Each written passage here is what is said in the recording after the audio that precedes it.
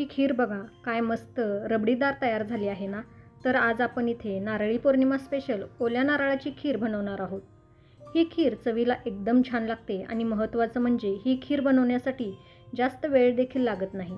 अगदी 15 ते 20 मिनिटात एकदम झटपट आणि एकदम भारी अशी खीर बनून तयार होते.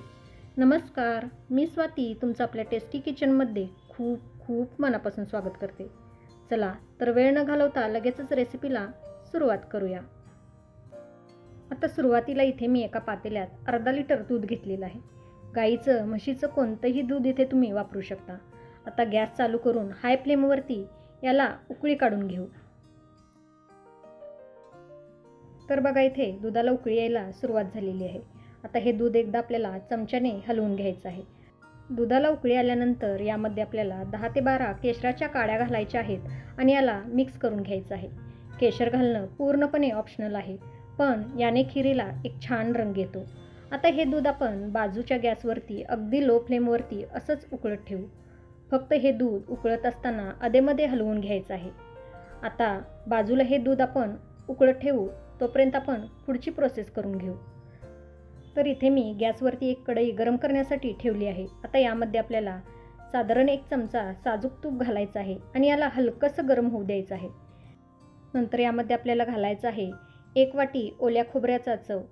खोबऱ्याच्या मागील बाजूला असणारी काळी पाट इथे मी पिलरने काढून घेतली. नंतर त्या खोबऱ्याचे काप करून हे खोबरं मी मिक्सरला बारीक करून घेतलेलं आहे. खोबरं मिक्सरला वाटून घेतल्यामुळे एकसारखा असा बारीक होतो आणि त्यामुळे खीर मिळून येण्यास मदत होते. खोबरं किसून किंवा खोवून घेतला तरीही तो मिक्सरला थोडा फिरवून घ्या, म्हणजे तो एकसारखा बारीक होईल. आता हे ओलं खोबरं आपल्याला 2 ते 3 मिनटं लो टू मीडियम फ्लेमवरती तुपावर परतून घ्यायचं आहे.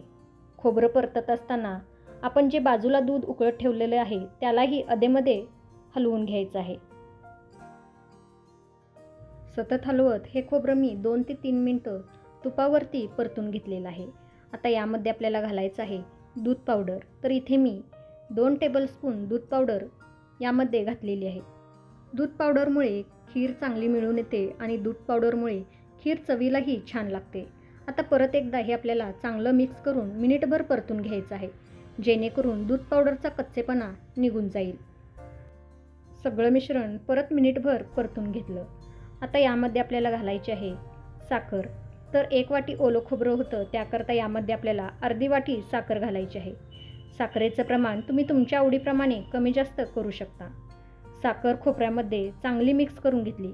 आता यामध्ये आपल्याला घालायचं आहे अगदी थोडं पाणी, म्हणजे पाववाटीपेक्षाही कमी पाणी, जेणेकरून साखर कडेला चिटकून खिरीची चव बिघडणार नाही आणि साखर विरघळून खोबऱ्यामध्ये छान मिक्स होईल. पाणी टाकल्यानंतरही हे सगळं आपल्याला चांगलं मिक्स करून घ्यायचं आहे. साखर खोबऱ्यामध्ये चांगली मिक्स करून घेतली. आता कढईवरती झाकण ठेवून साधारण 3 ते 4 मिनटं किंवा साखर विरघळेपर्यंत लो फ्लेमवरती याला एक वाफ काढून घ्यायची आहे. याने काय होईल की साखर तर विरघळेलच, पण साखरेचा गोडवा खोबऱ्यामध्ये आतपर्यंत मुरेल आणि खीर अजूनच चवीला छान लागेल. तर बघा याला मी लो फ्लेमवरती एक वाफ काढून घेतलेली आहे. साखर पूर्णपणे विरघळली आहे.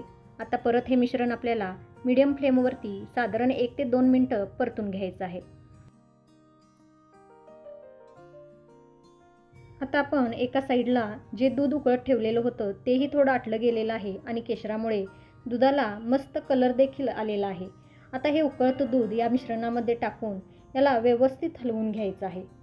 दूध टाकल्यानंतर सगळं मिश्रण मिक्स करून घेतलं. आता हाय फ्लेमवरती याला एक उकळी काढून घेऊ. तर बघा याला लगेचच उकळी आलेली आहे. आता गॅस मध्यम करायचा आहे आणि मध्यम आचेवरती हे असं अधेमध्ये हलवत आपल्याला हे सगळं मिश्रण अजून एक 5 मिनटं शिजवून घ्यायचं आहे, म्हणजे हे दूध आपल्याला थोडं आटवून घ्यायचं आहे. तर बघा इथे मी सगळं मिश्रण एक 5 मिनटं शिजवून घेतलेलं आहे. आधीपेक्षा थोडं दूध आटलेलं आहे, तुम्ही बघू शकताय.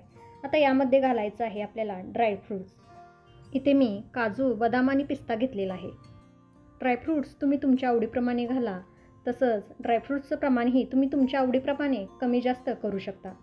ड्रायफ्रूट्स देखील खीरीत व्यवस्थित मिक्स करून घेतले. आता आपल्याला ही खीर अजून एक 5 मिनटं लो टू मीडियम फ्लेमवरती उकळून घ्यायची आहे.